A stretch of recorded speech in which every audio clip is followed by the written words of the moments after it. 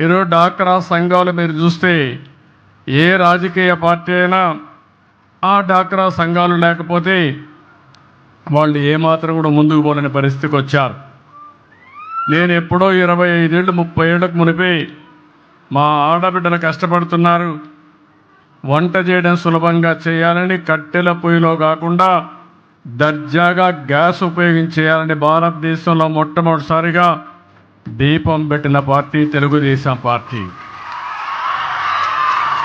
ఇప్పుడు రేట్లు పెరిగాయంటే మళ్ళీ ఆలోచించాను.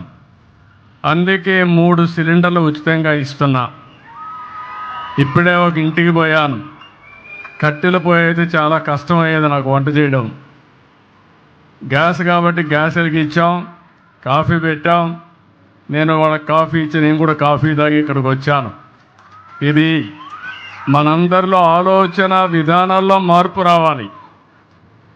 అందరం సమానం, అందరికీ సమాన అవకాశాలు ఇవ్వాలి.